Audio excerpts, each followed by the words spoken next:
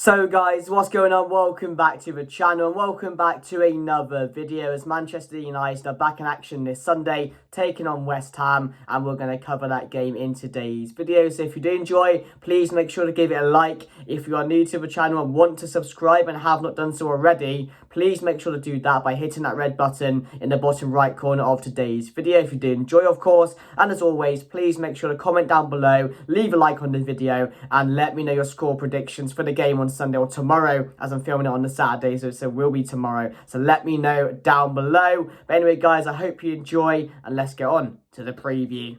So guys, what's going on? Welcome back to the channel. So tomorrow, back at Old Trafford, 2 PM kickoff, Manchester United taking on West Ham. And if we're able to win the game, we will go above West Ham in the table and closer to the top 4 spots, which again, considering how the season has been going for Manchester United, is definitely our goals for this season. But it's going to be even harder than it was last season. Like, we made it quite difficult for ourselves towards the end of last season, but it's going to be even more trickier this season with more teams playing well, on a roll, aiming for top 4 this season and competing at a bit of a higher level than we are, performance-wise, results-wise, etc. So it's going to be difficult, but if we can keep the rest of our players fit now, that they're all back, Casemiro, Martinez, Maguire, Wan-Bissaka's still injured, Shaw's back in playing now again. So if we can keep those players fit and go on a run of games now, which in February, with the games we have, we should be going on a run. I think we've got West Ham, Fulham in there, Everton's in there, a few other teams as well. So it's a really positive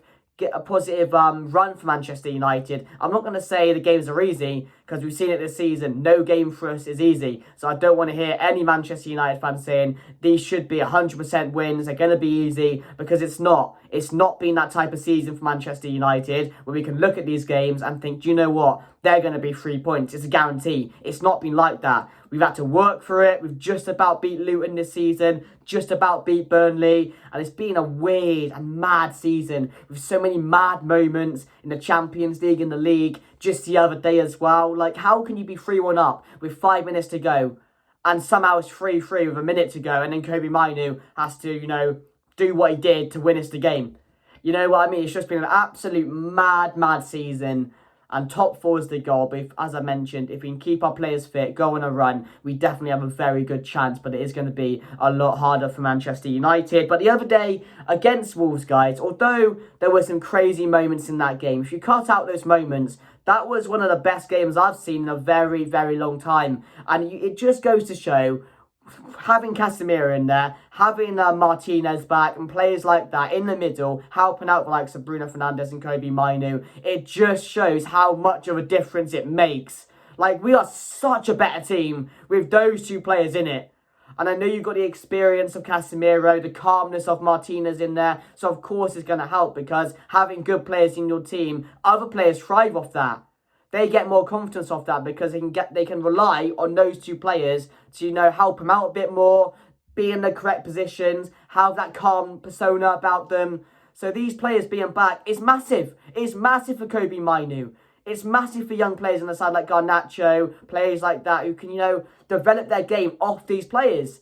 And they can obviously recommend each other for their positions in the team. So it's a very off and on season. But again, having these players back can definitely help out the younger players, and also help us out going forward for the top 4 battle this season. So I am looking forward to the game on Sunday, another game at home. But again, yeah, that Wolves game the other day just shows how good we can be with our top players back. But again, one thing we definitely need to cut out of our game is these crazy moments, because it's just unacceptable. It's unforgivable, and it's something that should not happen. And it comes down to just being focused and just being calm, and that's all it comes down to. At 3-1, you shouldn't be throwing up 5 or 6 extra players for a corner with like 2 minutes to go. You shouldn't be doing that, because that nearly cost us the game on what day was it?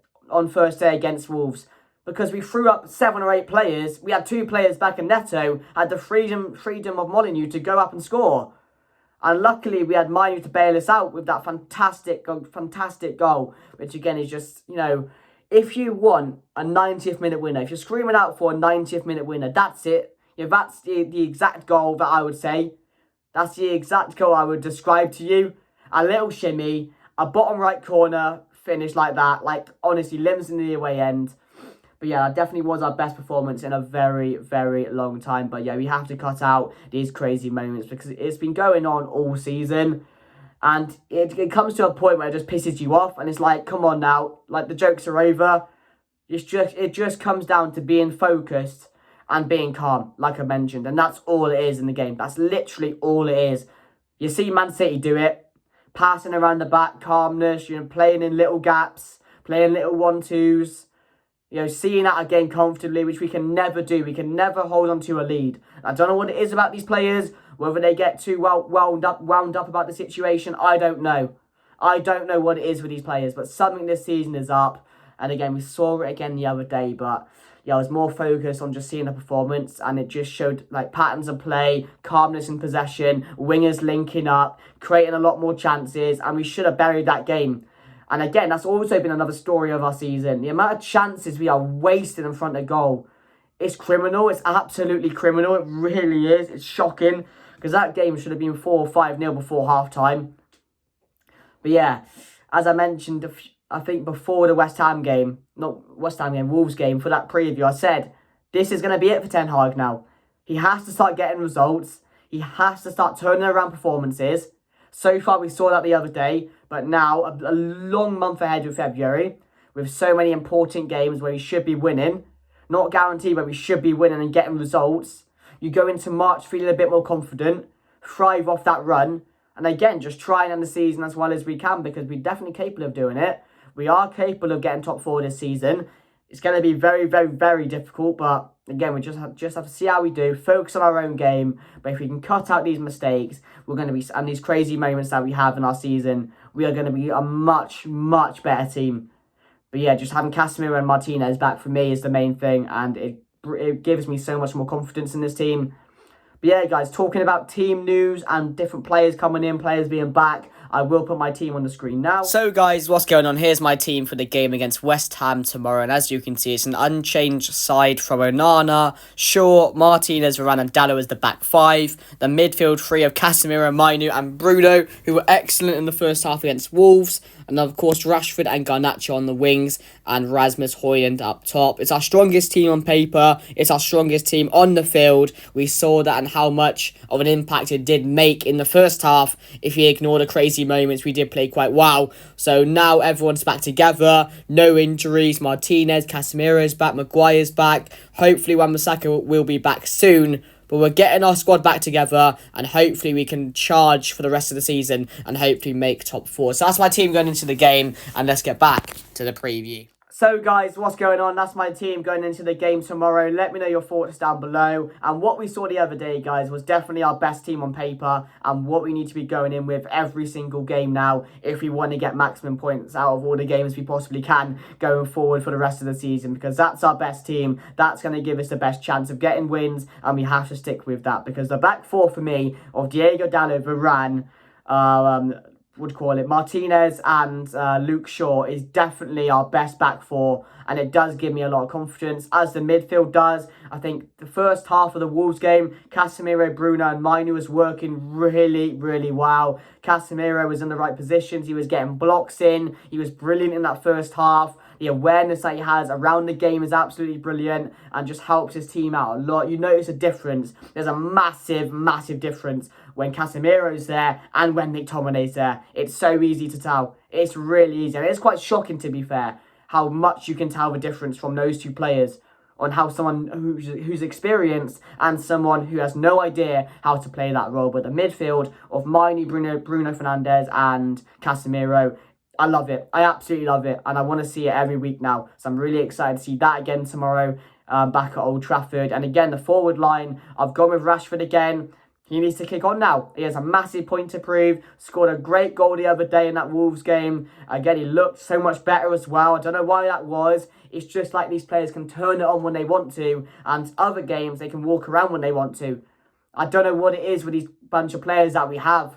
Honestly, I don't know what it is. It's just weird to me. But he looked good the other day. Garnacho again had a bit of an off game, but it wasn't his worst game. And then obviously Højlund. So I'm sticking with the exact same team. Whether you might see Maguire come into it again, because previously, before he got injured, he was our best player. He really was. That's how bad we were. Maguire was our best player on the pitch. And I love it. I want to see more of it. But I don't want to see Maguire come back into it, because the back four that we have, as I mentioned, gives me so much confidence. So much confidence. I know we have lapses of concentration and crazy moments like we have, but again, this was before that Martinez started. This was before we had this back four, which we've not been able to put out consistently this season. So I wouldn't put Maguire back into the side. I'll stick with what we have, and I'll play the same team, and you will see a massive, massive difference. You really will.